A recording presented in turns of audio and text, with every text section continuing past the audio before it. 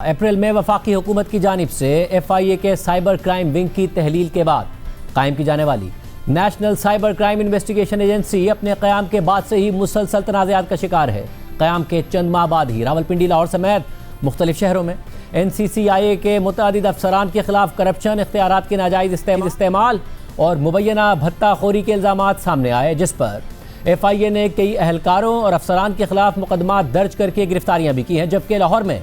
NCCIA के साबिक additional director Sarfaraz Chaudhary समेत कई अफसरान रिश्वत और इख्तियारात के गलत इस्तेमाल के इल्ज़ामात पर गिरफ्तार हैं। इन अफसरान पर यह इल्ज़ाम भी आयद किया गया है कि इन्होंने यूट्यूबर सादुर रहमान उर्फ डकी भाई से लाखों रुपए रिश्वत लेकर केस निपटाने की पेशकश की थी। आम बात यह है कि सादुर रहमान के खिलाफ जुए की ऐप्स की तशहीर का मुकदमा खुद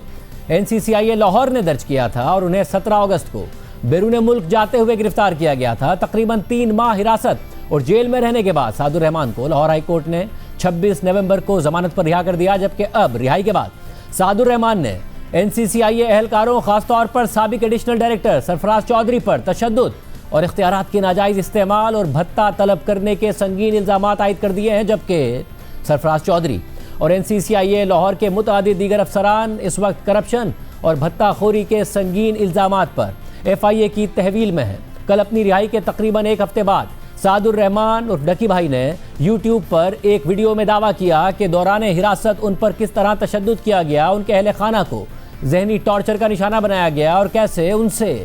केस ख़त्म करने के लिए पैसे मांगे गए। Additional director NCCIA Sarfaraz Chaudhry साहब वो अचानक कमरे में आते हैं, कहते हैं इसको लेके आओ मेरे पास। सरफराज चौधरी साहब मेरे से पूछते हैं कि तुम कौन से एप्लीकेशन के कंट्री हेड हो। मैंने कहा कि सर मैं किसी एप्लीकेशन का कोई कंट्री हेड नहीं हूँ। वो अपनी कुर्सी से अचानक उठता है, कहता है मैं बात कर ही रहा होता हूँ। कहता है कि तुम मेरे वतन अजीज़ के बच्चों को ख़राब कर रहे हो। मैं वहाँ पर बड़ा हेल्पलेस फील कर रहा कि यार मेरे से ऐसा क्या हो गया। मैं भी ये सोच ही रहा था, उसने मुझे तीसरा थप्पड़ लगाया। वो घर में एक वीडियो कॉल लगाता है जो एक बच्चा रिसीव करता है जिसकी एस्टिमेटेड तकरीबन एज होगी 7 साल। एक मेरे हाथ खड़े होते हैं, टांगे बैंड होती हैं, वो कैमरे से दिखाता है उस बच्चे को कि कौन है ये। कहता है डकी भाई। तो सरफराज चौधरी साहब उस 7 साल के बच्चे को कहते हैं ये देखो इसके साथ क्या हो रहा है, आप देखोगे तुम इसका प्रोग्राम। कहता नहीं,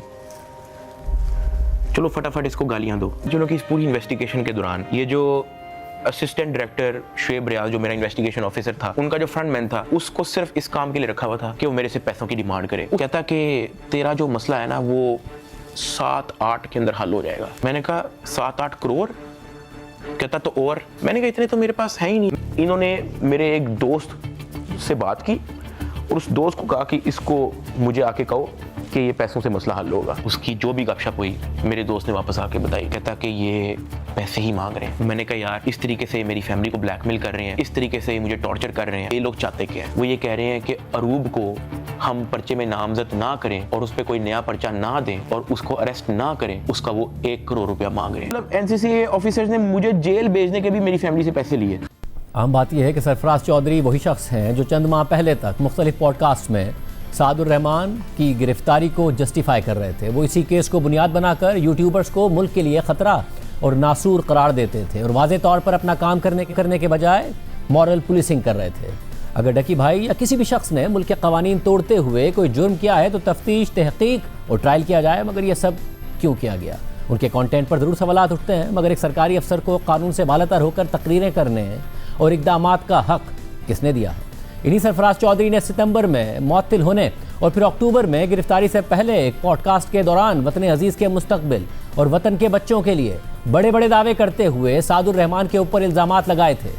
6 साल से 16 साल तक का स्पेशल चाइल्ड है जिसने पढ़ना है, इस वतन अजीज़ का मुस्तकबिल है, इस वतन अजीज़ के मुस्तकबिल ने फलना फूलना है, ना कि ऐसे जुआरिये, ऐसे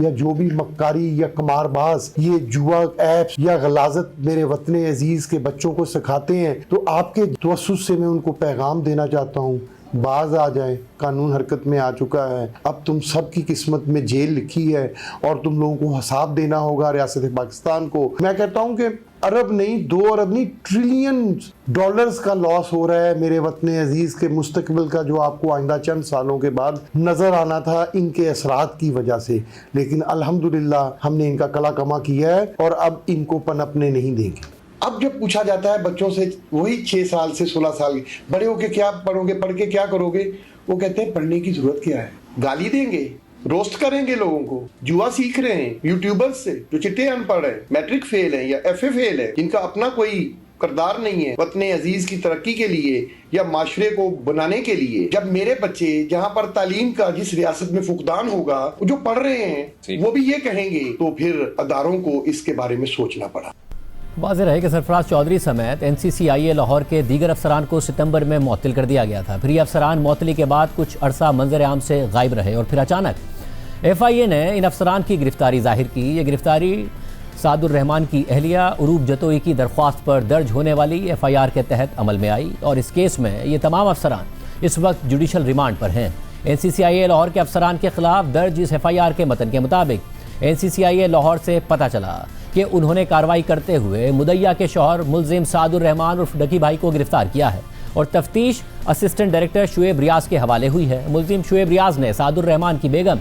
उरूब जतोई को मुकदमे में रिलीफ देने के लिए सादुर रहमान और शुएब के दोस्त उस्मान और शुएब रियाज के फ्रंटमैन सलमान अजीज़ के जरिए 60 लाख रुपए हथियाए और फिर मुलजिम सादुर रहमान को जुडिशल करवाने की गर्ज से मजीद 30 लाख रुपए चेक्स की सूरत में अपने फ्रंटमैन शहबाज और मुलजिम के वकील चौधरी उस्मान के जरिए बटोरे। FIR के मतन में मजीद लिखा है कि इंक्वायरी के दौरान मालूम हुआ कि असिस्टेंट डायरेक्टर शुएब रियाज ने अपने इख्तियारात का नाजायज़ इस्तेमाल करते हुए रिश्वत की कुल रकम 90 लाख रुपए में से 60 लाख रुपए अपने फ्रंटमैन सलमान अजीज़ के जरिए मुलजिम सादुर रहमान की फैमिली से कोट अब्दुल मालिक टोल प्लाजा ज़िला शेखुपुरा पर मुलजिम की बेगम ज़ियाउर रहमान और अब्दुल्ला की मौजूदगी में अगस्त में वसूल किए, जबकि बाकी 30 लाख रुपए 10-10 लाख रुपए के 3 चेक्स के जरिए शुएब रियाज के फ्रंटमैन शहबाज ने वसूल किए। रिश्वत के लिए ली गई इस रकम में से 50 लाख रुपए NCCIA के असिस्टेंट डायरेक्टर शुएब रियाज ने डिप्टी डायरेक्टर जवार अहमद के एक दोस्त के पास रखवाए और 5-5 लाख रुपए उस्मान अजीज और वकील चौधरी उस्मान ने रखे, जबकि मजीद 20 लाख रुपए शुएब रियाज ने खुद रखकर 5 लाख रुपए अपने फ्रंटमैन और 5 लाख रुपए एडिशनल डायरेक्टर सरफराज चौधरी को दे दिए। FIR के मतन में मजीद लिखा है कि दौरान इंक्वायरी ये भी पता चला कि असिस्टेंट डायरेक्टर मुलजिम शुएब रियाज ने अपने इख्तियारात का नाजायज़ इस्तेमाल करते हुए मुलजिम सादुर रहमान के अकाउंट से $3,26,420 बाइनांस के जरिए अपने अकाउंट में ट्रांसफ़र किए। दौरान इंक्वायरी मज़कूरा मुलजिमान मुलजिम सादुर रहमान और दीगर को रिलीफ का झांसा देकर अपने इख्तियारात का नाजायज़ इस्तेमाल और रिश्वत लेने पर कसूरवार पाए गए। इसी तरह इंक्वायरी के दौरान ये भी पता चला कि मुलजिमान बाकायदा नेटवर्क के तौर पर अपने इख्तियारात का नाजायज़ इस्तेमाल करते हुए माहाना की बुनियाद पर मुख्तलिफ कॉल सेंटर्स, ऑनलाइन फ्रॉड में मुलविस अफराद से और इंक्वायरीज और मुकदमात में मुलजिमान या मुतासरीन से रिश्वत लेते हैं और अपना मखसूस हिस्सा लेने के बाद बाकी रकम अफसरान बाला तक पहुंचा देते हैं और फिर NCCIA हेडक्वार्टर्स इस्लामाबाद के अफसरान को ये रकम deputy director operations Mohammad Usman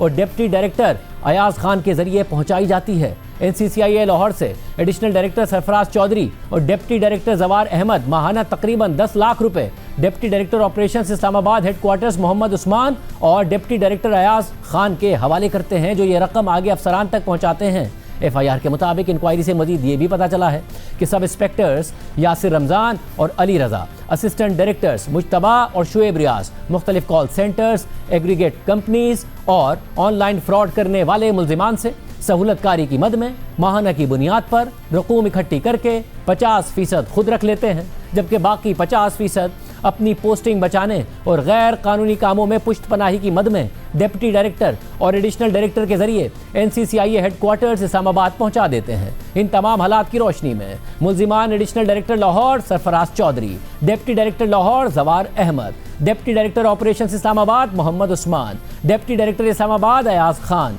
assistant director Lahore Shoaib Riaz, assistant director Mujtaba Zafar, sub inspectors NCCIA Lahore Yasir Ramzan और अली रज़ा और सलमान अजीज़ ने अपने इख्तियारात के नाजायज़ इस्तेमाल और रिश्वतखोरी करके इर्तकाबे जुर्म किया है। सिर्फ यही केस नहीं है बल्कि NCCIA रावलपिंडी के 13 अफसरान को भी करप्शन के इल्ज़ामात पर गिरफ्तार करके उनके खिलाफ मुकदमा दर्ज कर लिया गया है। इस हवाले से BBC की 13 नवंबर की खबर के मुताबिक FIA ने सूबा पंजाब में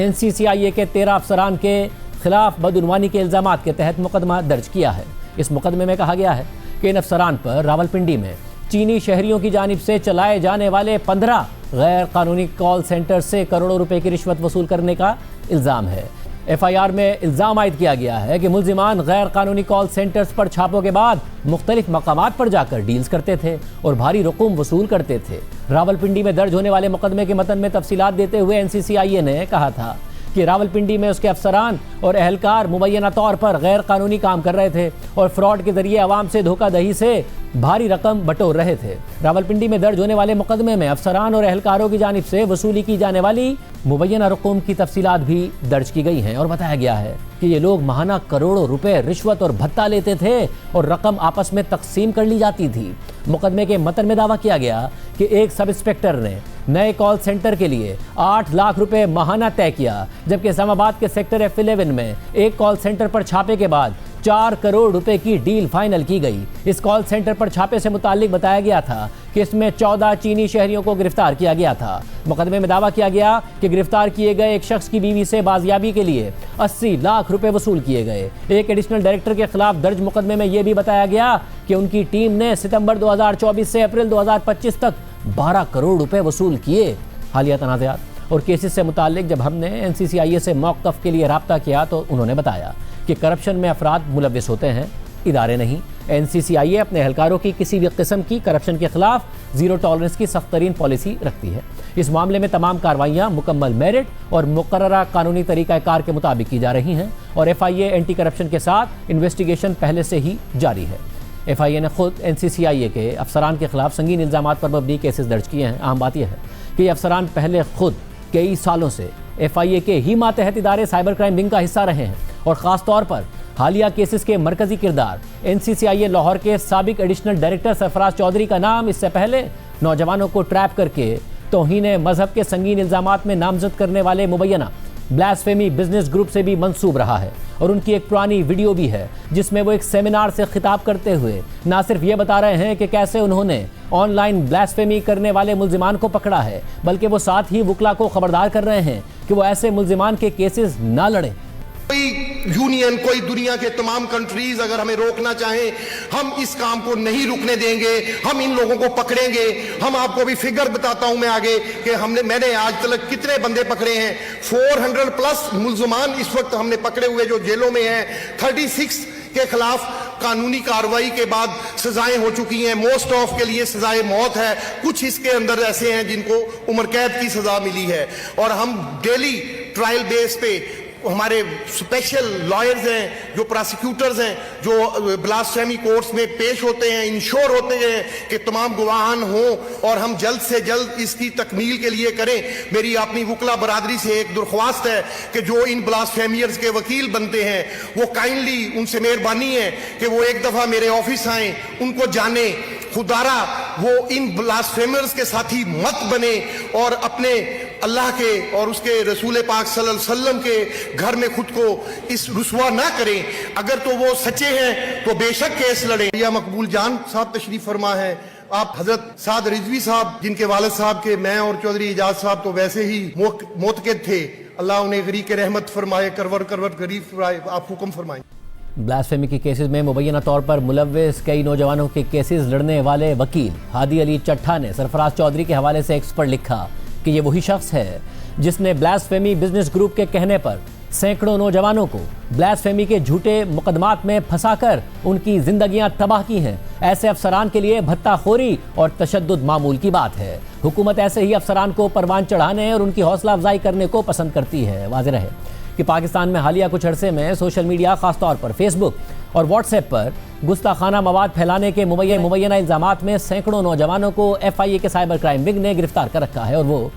साइबर क्राइम विंग अब NCCIA में तब्दील हो गया। इन मुल्जिमान के खिलाफ अदालतों में ब्लास्फेमी कवानीन के तहत मुकदमा चल रहे हैं और गैर मामूली तौर पर इन मुकदमात में गुज़िश्ता 2-2.5 सालों में तेज़ी से इजाफा हुआ है। और हैरानकुन तौर पर इन केसेस में अक्सर मुल्जिमान का जुर्म एक जैसा होता है और जिस मवाद पर उन्हें पकड़ा जाता है वो भी अक्सर एक जैसा ही होता है। और इन केसेस में मुसलसल एक गिरोह का नाम सामने आया है जिसके अराकीन अक्सर केसेस में मुद्दई भी हैं और इसी वजह से उन केसेस के इंदराज के तरीक़ाकार और मुबैना मुल्जिमान की गिरफ्तारी के अमल पर मुल्जिमान के अहल खाना समेत कुछ अहम हुकूमती इदारों ने तहफ़्फ़ुज़ात का इजहार किया। वकला और इंसानी हुकूक की तंजीमों ने भी इस हवाले से तहफ़्फ़ुज़ात का इजहार किया। पंजाब पुलिस की स्पेशल ब्रांच और national commission for human rights की इस हवाले से रिपोर्ट्स भी सामने आ चुकी हैं। ये रिपोर्ट्स जब सामने आई तो उस वक्त सबसे पहले तफसीली तहकीकाती रिपोर्ट मारूफ तहकीकाती सहाफ़ी अहमद नूरानी ने अपने ऑनलाइन प्लेटफॉर्म पर इस मामले पर की। उन्होंने तहकीकाती रिपोर्ट शाया की जिनमें इस हवाले से अहम तफसीलात बताई गई थी।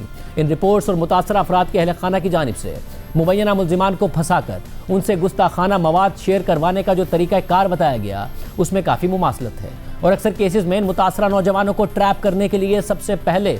फेसबुक पर फर्जी नाम वाली एक लड़की उनसे दोस्ती करती है। ज़्यादातर केसेस में लड़की का नाम ईमान होता है। फिर कुछ अरसा फेसबुक पर बातचीत करने के बाद लड़की नौजवान को व्हाट्सएप पर ले आती है और फिर वो उसे कुछ मजहबी नौयत के ग्रुप्स में ऐड कर लेती है और इस दौरान दोनों के दरमियान बातचीत का सिलसिला जारी रहता है। फिर अचानक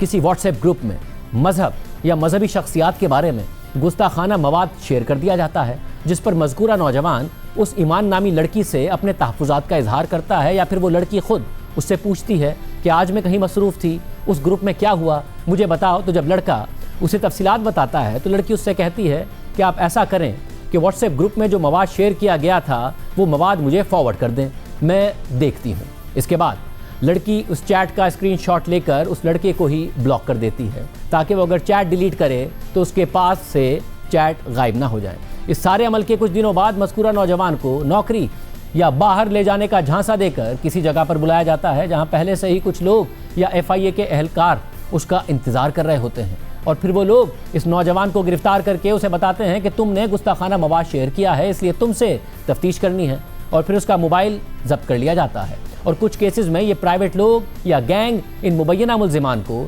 सरकारी तहवील से पहले अपने टॉर्चर सेल्स में रखते हैं जहां उन पर तशद्दुद करके उनसे सादा कागज़ पर दस्तखत भी लिए जाते हैं और कुछ केसेस में मुतासरीन से केस ख़त्म करने के लिए 30 से 40 लाख रुपए की रकम भी तलब करने के दावे सामने आए हैं और कुछ वाक़यात में मुतासरीन के घरों में तलाशी और तोड़ फोड़ के दावे सामने आए हैं और इसमें भी FIA के अहलकारों के साथ गिरफ्तार करने वाला प्राइवेट गैंग मुलव्विस होता है, ये इल्ज़ामात भी सामने आए हैं। ऐसे केसेस में मुल्जिमान को वकील भी मिलना काफ़ी मुश्किल हो जाता है। जनवरी 2024 में पंजाब पुलिस की स्पेशल ब्रांच ने एक खुसूसी रिपोर्ट में इल्ज़ाम आयद किया था कि एक मखसूस ग्रुप सोशल मीडिया और व्हाट्सएप के जरिए लोगों को ट्रैप करके उनके खिलाफ तौहीन मजहब के संगीन केसेस बनाता है। स्पेशल ब्रांच ने द ब्लास्फेमी बिजनेस के टाइटल के साथ ये रिपोर्ट FIA और चीफ सेक्रेटरी पंजाब समेत दीगर मुतालिका अफसरान और इदारों को इरसाल करके इस मामले की मजीद जामे तहकीकात का मुतालबा कर दिया था। उस रिपोर्ट के मुताबिक बजरिया सोर्स मालूम हुआ है कि रावलपिंडी और इस्लामाबाद समेत मुल्क भर में एक गिरोह तौहीन मजहब, तौहीन मुक़द्दस शख्सियात और मुक़द्दस कुतुब की आड़ में मुख्तलिफ अफराद ख़ास तौर पर नौजवान तबके को प्लानिंग के ज़रिए टारगेट करता है और फिर ऐसे लोगों के खिलाफ FIA के साइबर क्राइम विंग में खुद ही मुद्दई मुकदमा बनते हैं और अपने पूरे वसाइल का इस्तेमाल करते हैं और इस तरह इन अफराद का ट्रायल शुरू कर दिया जाता है जिसकी वजह से फिल वक्त सैकड़ों अफराद जेल में हैं। FIA साइबर क्राइम में इस वक्त ब्लास्फेमी से मुताल्लिक 90% मुकदमात में इसी गिरोह के अफराद मुद्दई हैं। रिपोर्ट में मज़ीद लिखा है कि इस गिरोह का मरकज़ी किरदार शिराज अहमद फारूकी नामी शख्स है जिसके साथ मुतअद्दिद मर्द और ख़वातीन शामिल हैं और उन्होंने एक वकील राव अब्दुल रहीम एडवोकेट को भी साथ मिला रखा है और अपने इस नेटवर्क को कानूनी शक्ल देने के लिए एक commission legal commission on blasphemy Pakistan भी बना रखा है और बजरिया सोर्स मिलने वाली मालूमात के मुताबिक ये अफराद मुख्तलिफ व्हाट्सएप और फेसबुक ग्रुप्स का इस्तेमाल करते हैं जिनमें गुस्ताखाना मवाद की तशहीर की जाती है और इन ग्रुप्स में शामिल होने वाले अफराद ख़ास तौर पर नौजवान लड़कों को मुख्तलिफ लड़कियों के नंबर्स के ज़रिए दोस्ती या नौकरी वगैरह का झांसा देकर उनसे दोबारा इस मवाद को अपने नंबर्स पर मंगवाते हैं और फिर फ़ौरन इस नंबर को ब्लॉक कर दिया जाता है ताकि कोई इस मवाद को डिलीट ना कर सके। इसके बाद ऐसे शख्स को किसी लड़की को इस्तेमाल करके बुलवाया जाता है और फिर खुद उसको पकड़कर उसके मोबाइल से अपनी चैट वगैरह डिलीट करके FIA के हवाले कर दिया जाता है जो कि एक गैर कानूनी अमल है। और ये बात भी काबिल ज़िक्र है कि इन गुस्ताखाना मवाद के ग्रुप्स के एडमिन भी इसी गिरोह से ही ताल्लुक़ रखते हैं जो कि बाज़ाब्ता तौर पर इस सारे अमल की निगरानी कर रहे होते हैं और इसी तरह के एक ग्रुप में एडमिन के तौर पर इस्तेमाल होने वाला एक नंबर राव अब्दुल रहीम एडवोकेट के नाम से मंसूब रहा है। ऐसे चंद ग्रुप्स में यूनाइटेड मजहबी ग्रुप, लाइबा मजहबी किंग वगैरह शामिल हैं। इन ग्रुप्स के टारगेट बनने वाले अफराद में से अक्सर तालीम याफ्ता नौजवान भी हैं जो इनके चुंगल में फंस जाने के बाद ऐसा जुर्म कर बैठते हैं जिसकी सज़ाए मौत है। रिपोर्ट में मज़ीद लिखा है कि इस ग्रुप का मरकजी किरदार शिराज अहमद फारूकी मुतादिद केसों में मुद्दई है और मुख्तलिफ FIA दफातर के लिए अपना पता उस इलाके के हिसाब से तहरीर करता है और ख़ुद को TLP का कारकुन भी जाहिर करता है। इस गिरोह के दीगर अफराद जो कि मुतादिद केसों में फ़रीक हैं, उनमें राव अब्दुल रहीम एडवोकेट के अलावा मोहम्मद सईद, शहजाद खान, मोहम्मद रिजवान, उमर नवाज, कामरान इदरीस, चौधरी सईद अनवर,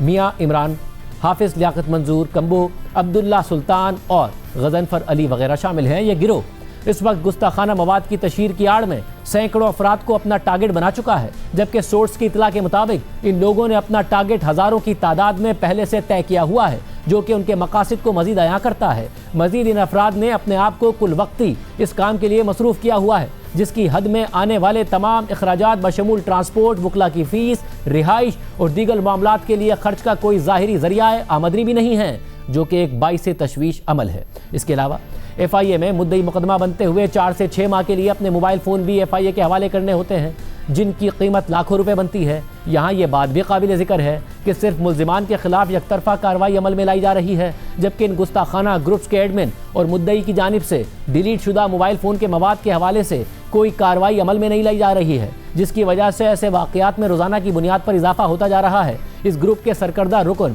और वकील राव अब्दुल रहीम के खिलाफ 2012 में रिमशा मसीह केस में बैनुल अक़वामी जरीदे दी गार्डियन में मिलिटेंट लॉयर के तौर पर एक आर्टिकल तहरीर किया गया था और वो मुमताज़ कादरी से बहुत मुतासिर है और अदालत में अक्सर इस वाक़े का जिक्र करता है। इसके अलावा राव अब्दुल रहीम एडवोकेट 9 जुलाई 2022 को सैयद अब्दुल्ला शाह नामी शख्स के कत्ल और अगवा के मुकदमे में भी मुलविस था, जो कि बाद में राजीनामा की सूरत में ख़त्म हो गया था। रिपोर्ट में मजीद इल्ज़ाम लगाया गया है कि FIA cyber crimes reporting centre Rawalpindi में सितंबर और अक्टूबर 2022 से लेकर दिसंबर 2023 तक इंक्वायरी के बाद 21 FIRs दर्ज हुई हैं, जबकि 10 इंक्वायरीज चल रही हैं और इन तमाम FIRs और इंक्वायरीज के मुद्दई इस ग्रुप से ताल्लुक़ रखते हैं। इसके बाद रिपोर्ट में इन तमाम मालूमात पर तज्जियाती निकात बताते हुए लिखा है कि पूरे पाकिस्तान में इस वक्त ये गिरोह तौहीन रिसालत और मजहब के नाम पर मुतादिद केसेस में मुद्दई है और इस ग्रुप में शामिल अफराद की मुआशी हालत इतनी मुस्तहकम न थी कि ये लोग दीन की खिदमत के नाम पर अपना नेटवर्क इस तरीके से चला सकते, जबकि इस ग्रुप का कुल वक्ती इन्हिसार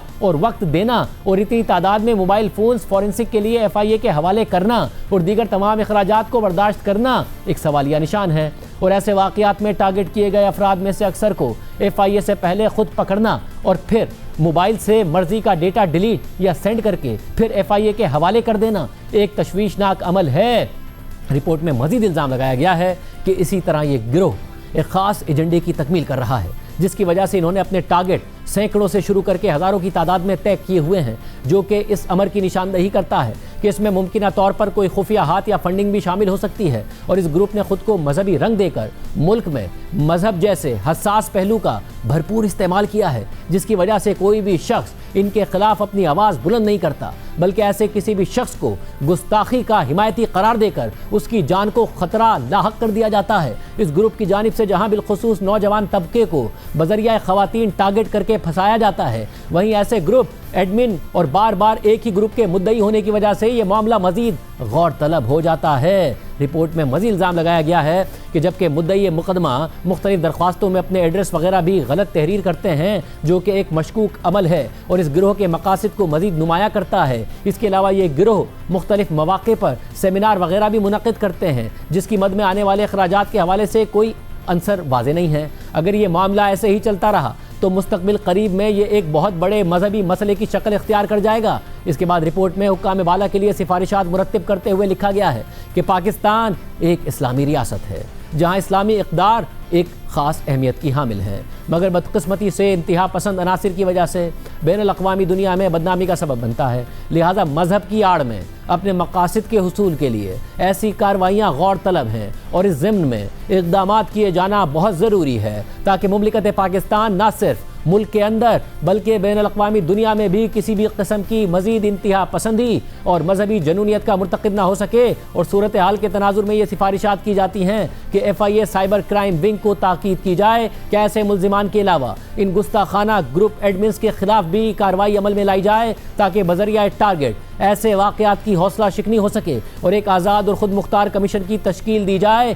ताकि ऐसे मजहबी ग्रुप्स के मकासद को वाज़े किया जा सके और उनके फंड्स वगैरह की बाबत जांच पड़ताल की जा सके। इसी तरह FIA साइबर क्राइम में कानून के मुताबिक तमाम मुल्जिमों और मुद्दइयों के मोबाइल फोन्स की फॉरेंसिक एक अलग इदारे से करवाई जाए ताकि एक मसावी रिपोर्ट की बुनियाद पर गुस्ताखी के मुर्तकिब अफराद को करार वाकई सजा दी जा सके। इसके बाद अक्टूबर 2024 में कौमी कमीशन बराए इंसानी हुकूक ने भी इस मामले पर एक तफसीली रिपोर्ट शाया की, जो कि एक हुकूमती इदारा है। इस रिपोर्ट में भी स्पेशल ब्रांच के इल्जामात की तौसीक की गई है और इस रिपोर्ट में लिखा है कि कमीशन ने मुबैना तौर पर तौहीन आमेज वेबसाइट से नौजवान अफराद को तौहीन मजहब के इल्जामात में फंसाने के हवाले से मौसूल शिकायत पर अक्टूबर 2023 में इस मामले पर एक आज़ाद तहकीकात का आगाज़ कर दिया। इन तहकीकात का मकसद उन शिकायत की तस्दीक करने समेत गुज़िश्ता 3 सालों में पाकिस्तान में तौहीन मजहब के मुकदमात में इजाफे की वजूहात का जायज़ा लेना था और इस सिलसिले में कमीशन को इन तमाम जेलों तक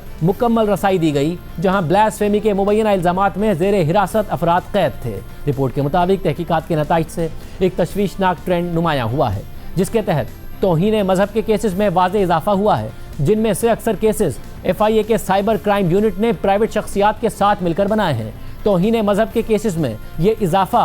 पीका एक्ट में 2018 में होने वाली तरमीम के ऑपरेशनलाइजेशन से जुड़ा है और रिपोर्टेडली नौजवान लोगों को ख़वातीन के ज़रिए मुख्तलिफ हरबों से ट्रैप करने के लिए टारगेट किया जाता है और फिर उन्हें ऑनलाइन गुस्ताखाना सरगर्मियों में फंसा लिया जाता है, जिसके नतीजे में उनकी गिरफ्तारियां हुई हैं। वक्त के साथ बढ़ता हुआ ये रुझान ऐसे केसेस में हुकूमती और प्राइवेट इदारों के किरदार के जायज़े और उनकी जवाबदेही का मुतालबा करता है। राव रहीम और दीगर नामजद अफराद पंजाब पुलिस के स्पेशल ब्रांच और कौमी कमीशन बराए इंसानी हुकूक की रिपोर्ट्स की तरदीद करते रहे हैं और इन इल्ज़ामात को मुस्तरद करते आए हैं। केसेस में ज़्यादातर आप हैं या आपके साथी हैं, आपका पॉइंट ऑफ व्यू क्या है? एक उन्होंने कहा कि चंद लोगों ने ऐसे स्क्रीनशॉट भेजे और उन्होंने कहा कि वापस भेजें तो पर्चा हो गया। एक की फ्रांसिक है 200 पेजेस की, एक की फ्रांसिक है 80 पेजेस की, एक की फ्रांसिक है 190 पेजेस की। अब आप मुझे बताएं कि ये 190 दफ़ा बंदे को वो मटेरियल भेजा गया और उसने बेवकूफ़ी में 190 दफ़ा वापस भेज दिया। एक वकील साहब हैं, उन्होंने ये कॉन्स्पायरेसी तैयार करके दी कि तमाम लोग एक ही कॉन्स्पायरेसी को बोलोगे तो कोई गुंजाइश निकल आएगी। फिर ये मामला काफ़ी अरसे तक इस्लामाबाद हाई कोर्ट में चलता रहा, जहां मुतासर अफराद के अहले खाना ने हुकूमती कमीशन बनाने के लिए अपील दायर की हुई थी और इस अपील में वफाकी हुकूमत FIA इंटेलिजेंस ब्यूरो को फरीक बनाया गया था और तकरीबन 42 समातों और तमाम फरीक़ैन के तफसीली दलाइल सुनने के बाद जुलाई के वस्त में इस्लामाबाद हाई कोर्ट के जस्टिस सरदार एजाज इसाक खान ने इस केस में वफाकी हुकूमत को हिदायत दी थी कि वो तहकीकात के लिए 30 दिन के अंदर एक कमीशन कायम करें। जस्टिस सरदार एजाज इसाक खान ने यह हुक्म भी दिया था कि कमीशन 4 माह के अंदर अपनी रिपोर्ट मुकम्मल करे, ताहम ज़रूरत पड़ने पर मुद्दत में तौसी की गुंजाइश भी रखी गई। मगर इस हुक्म के सिर्फ एक हफ्ते बाद इस्लामाबाद हाई कोर्ट के जस्टिस आज़म खान और जस्टिस खादिम हुसैन सूमरों पर मुश्तमिल 2 रुकनी डिवीज़न बेंच ने legal commission on blasphemy Pakistan से ताल्लुक़ रखने वाले वकील राव रहीम की इंट्रा कोर्ट अपील पर फैसला सुनाते हुए जस्टिस सरदार एजाज इसाक खान का ऑर्डर ही मुअत्तल कर दिया। वाज़ेह रहे कि इस केस की अक्सर समातें लाइव नशर की गई थी, जिनमें फरीक़ैन के एतराज़ पर अदालत ने वाज़ेह किया था कि इस पटिशन में ना तो किसी ट्रायल को रोके जाने की बात की गई है और ना ही तौहीन के कानून को तब्दील करने की बात की जा रही है। ये सिर्फ एक फैक्ट फाइंडिंग कमीशन बनाने से मुताल्लिक है, जिसमें पता लगाया जाए कि इल्ज़ामात दुरुस्त हैं या नहीं और इस पर किसी को एतराज़ नहीं होना चाहिए। इस सारे मामले में अहम बात यह है कि NCCIA मुसलसल तनाज़ात की जद में है। भत्ताखोरी, रिश्वत, तशद्दुद और इख्तियारात के नाजायज़ इस्तेमाल के साथ साथ जाली मुकदमात बनाने के इल्ज़ामात इनके मुख्तलिफ ऑफिशल्स पर सामने आए हैं और ये सब कुछ ऐसे वक्त में हो रहा है कि जब पाकिस्तान में साइबर क्राइम वाकई एक संगीन मसला बना हुआ है। हज़ारों की तादाद में जेन्युइन केसेस पेंडिंग हैं, जिनमें ख़वातीन की ऑनलाइन हैरेसमेंट जैसा संगीन मामला शामिल है और इन्हीं ज़ेर इल्तवा केसेस से निमटने का दावा करते हुए हुकूमत ने FIA के साइबर क्राइम विंग को तहलील करके NCCIA को बतौर आज़ाद इदारा कायम किया था। मगर NCCIA मेरिट पर मुकदमात को हल करने के बजाय मुसलसल तनाज़ात का शिकार है और ऐसा ही एक मुतनाज़ मुकदमा NCCIA ने मारूफ वकील ईमान मज़ारी और उनके शौहर हादी अली चट्ठा, जो कि ख़ुद भी एक मारूफ वकील हैं, इंसानी हुकूक के केसेस लड़ते हैं, दोनों पर मुतनाज़ ट्वीट का इल्ज़ाम आयद करके मुकदमा दर्ज कर रखा है। और इस केस में जिस तरीके से ट्रायल किया जा रहा है, इस पर मकामी और आलमी इंसानी हुकूक के इदारे और तंजीमें सवाल उठा रही हैं और सवाल उठ रहा है कि अदालत फेयर ट्रायल के तकाजे पूरे किए बगैर जल्द अज जल्द दोनों मुल्जिमान को 7 से 14 साल कैद की सज़ा सुनाने जा रही है। मगर ईमान मज़ारी और हादी अली चट्ठा की इस्लामाबाद हाई कोर्ट में दायर अदालत मुंतकली की दरख्वास्त की वजह से आज इस केस की समाअत 15 दिसंबर तक मुलतवी कर दी गई है।